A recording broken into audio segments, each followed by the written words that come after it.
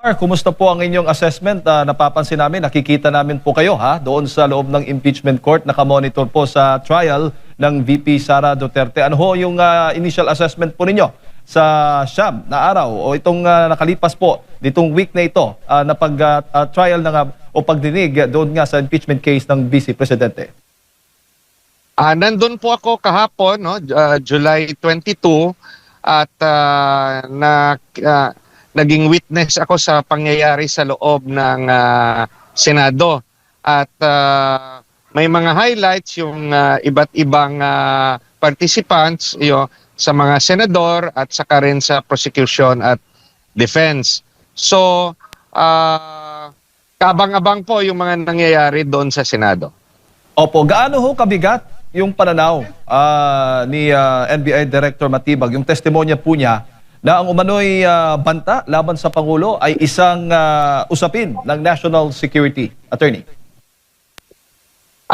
Yung salaysay at bersyon ni Director Matibag ay sa aking pananaw, kanyang opinyon. So, hindi naman napatunayan na siya ay isang expert witness sa dahilan na bago lang po siya sa NBI. So, kung ano man yung kanyang assessment, it is based on record at sa kanyang pagiging abogado.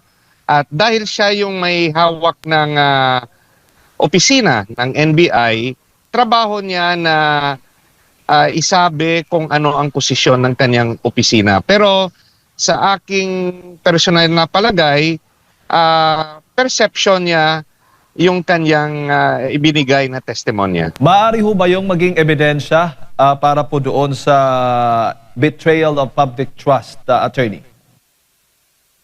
The testimony ni Director Matibag ay acceptable to the court. It is admissible. But as to its credibility, depende na po yan sa individual senator judge. No? How to appreciate. Siyempre, titignan nila kung consistent ba si Director Matibag sa kanyang posisyon at titignan rin nila kung ito'y naayon sa ebidensya. But at the same time, titignan rin nila yung kanyang credibility, no? Yung length of service niya sa kanyang opisina at yung kanyang expertise na hawak as a member of the NBI. Yun lang, meron siyang admission na kaka-appoint lang sa kanya noong February, I think, no? So, it now depends on the senator judges kung paano nila i-appreciate yung lahat ng circumstansya patungkol sa testimonya ni Director Matibag. Opo. Nang sabihin po ni Director Matibag na betrayal of public trust has already been consummated. Ano ho bang ibig sabihin nito para sa kaalaman ng ating mga kababayan? At hindi ba ito tila paghatol na po sa isang isyong dapat pang pagdidesisyon ng impeachment court? Yeah, yun nga yung sinasabi ko. Hindi natin maiaalis ang personal na paniniwala at opinyon ni Director Matibag. Ang kanyang opinyon ay 100% na totoo para sa kanya, pero depende na sa senator judges kung pareho rin yung kanilang paniwala sa testimonya ni Director Matibag. Gaya rin ng pag-testify ng dalawang miyembro ng NBI at respetohin natin yun kasi yan yung kanilang paniwala base sa investigasyon nila na based sa video na nakuha nila sa mga sabi ni VP Sara. Opo, sinabi po ni Director Matibag na hindi po nila isinompina o binigyan po ng sampina o naglabas ng sampina laban po doon kay VP Sara dahil hindi rin umano ito dumadalo sa mga naunang sampina po sa pangalawang Pangulo. Legal ho ba itong ganitong paliwanag, attorney? I think it was admitted by them na wala namang sampina but a mere invitation. No? The office gave invitations to the Vice President at for some reason, the Vice President hindi naka-attend sa mga araw na inimbita siya. Pero magkaiba po yung invitation sa sampina. Regarding sa mga ibang witnesses, sana no talagang nag-insist yung NBI to require their attendance. At kung sa tingin nila ay may connection yung mga yon at may ginawang illegal, dapat in-insist ng NBI at kung kailangan, file sila ng kaso kung merong conspiracy to commit an assassination or talagang uh, uh, gusto nilang hanapin kung sino yung kausap ni VP Sara. Dahil kung hindi po sila nag-issue ng subpoena, attorney, yung NBI, maaari ho ba itong questionin din po ng depensa doon po sa issue ng due process? Pwedeng i-cite ng depensa no na hindi buo ang investigasyon. Yung isa na nakita natin sa mga testimonya, walang attempt also to talk with President Marcos, the First Lady, and former Speaker Martin Romualdez. Kasi yung grave threat, although it does not require those alleged victims to file a complaint because the NBI could actually file it, yan yung ginawa nila. Pero regarding sa interpretasyon ng mga alleged victims, hindi natin alam officially, no? When you say officially, dapat meron silang affidavit na isinabay sa complaint na ginamit ng NBI when they filed a criminal complaint sa DOJ. Hindi nila alam kung ano yung interpretasyon ng mga alleged victims, no?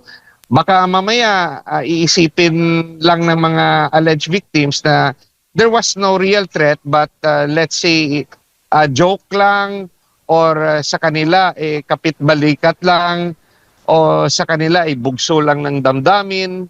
Gaya rin sa kaso ni Director Matibag, nung similarly, nakita natin, no, may lumabas na video na involving Director Matibag and another person na nagkaayos rin sila. So hindi rin natin alam yung totoong saloobin ni President Marcos, ni First Lady at ni former Speaker Romualdez. Bakit ko nasabi yon? Dahil hindi nga nag-request kahit by invitation man lang ng pagkakataon ng NBI na makausap sila President Marcos et al. Opo, attorney. Doon po sa pagtatanong ng depensa ni Attorney Vidluan kay Matibag, tinanong po niya ito na kung nagsasagawa ng investigasyon ng NBI para i-substantiate yung investigasyon o yung impeachment case laban kay VP Sara Duterte. Ang sagot po ni Matibag, no need to substantiate because it has already been established. Ano ang pananaw ninyo dito? Naintindihan ko yung ibig sabihin ni Director Matibag kasi hindi naman sila naghahanap ng let's say ng separate case, no? So far na let's say conspiracy to commit murder or to for the assassination, it's entirely a separate crime kung merong overt acts, no? As compared to the let's say the crime of grave threat. So yung pagkakaintindi ni Director Matibag, consummated na yung grave threat at ito'y ibinase nila sa mga pronouncement herself of the Vice President sa mga video na napanood nila. So, yung regarding sa actual na pagplano, kung totoo man ito, ongoing pa yung investigation ng NBI. So, yan yung sa akin pagkaintindi, yan yung ibig sabihin ni Director Matibag. Opo, kahit sinasabi po ni Attorney Matibag o ni Director Matibag na baga may pattern of violence, yun po yung kanyang termino ang ginamit, kailangan pa rin hong patunayan po ito ng mga ebidensya. Yun nga, it depends on the appreciation of the senator judges. Kasi yung testimonya ni Director Matibag, to my mind, is just his personal opinion and assessment sa mga nakalap nilang ebidensya. Yung tanong nga is he an expert witness to testify on the matter? He is, being the director, one witness that could testify on the stand of the NBI. But as to whether or not they have the, let's say, the capacity to render a proper assessment, yung tanong is they have to prove that he was properly trained in the art of investigation, the art of assessment of a threat. Yun nga lang yung reality insofar as Director Matibag is concerned, he is a newly appointed NBI director. Hindi siya yung risen from the ranks, no? At inamin niya rin na nanggaling siya sa mundo ng politika at hindi galing sa rank and file ng NBI kung saan the years of their experience would qualify them as expert witness. So sa pag-aamin ni Director Matibag, bago lang siya na iluklok dyan sa NBI. Opo, may implikasyon ho ba o epekto yung pagtanong po ng ilan nga po sa mga senator judge at itong mga depensa na si Director Matibag ay galing po sa partidong PDP Laban, sa political party, tapos yung kanyang asawa po ay isa sa mga kongresistang nag-endorso o bumoto, pabor nga doon sa impeachment laban kay Vice President Sara Duterte, etc. etc. Attorney, ano ho yung gustong palabasin po ng mga nagtatanong tungkol dito sa background po sa politika ng Director Matibag? That line of questioning points at a question of credibility. Whether or not yung testimonya ay objective o baka nabahira ng politika. So it depends already on the individual appreciation ng senator judges. Dahil nga sa pag-amin rin ni Attorney Matibag, ni Director Matibag, na galing siya sa mundo ng politika. At lalo na, yung kanyang asawa ay isang politiko, although he qualified na hinihiwalay niya ang kanyang trabaho sa trabaho ng kanyang asawa. But again, whatever pronouncements yung ginagawa ng mga witnesses, it will still go to the appreciation of the individual senator judge. Opo, opo. Sinabi din ho ng NBI na mayroon na silang pangalan ng umano'y assassin. Ngunit hindi po nila ito matukoy sa publiko. Maaari ho bang gamitin ng impormasyong ito sa impeachment trial kahit hindi pa po tapos yung kanilang investigasyon, Attorney? Sa aking pagkakaintindi, wala pa po silang nahanap na pangalan na siyang itinuturong assassin. Sa aking pagkakaintindi sa kanyang testimonya, may mga persons of interest na sila na makakatulong sa pag later on identify ng yung alleged assassin na kinausap raw ni VP Sara. Yung importante sa testimonya ni Director Matibag, sinasabi niya na base sa admission herself ni VP Sara ay nabuo na ang kanilang konklusyon tungkol sa kaso na grave threat, no. So as with regards to the identification of an alleged assassin, hindi pa na tutukoy ng NBI kung meron na ngang taong ito.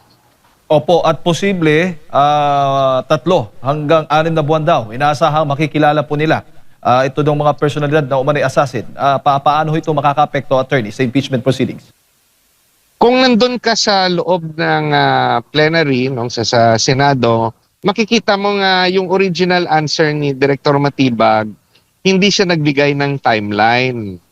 Kaso, yung nagtanong sa kanyang senador, I think baka si Senate President Win Gatchalian yun, talagang demand, no, ng timeline.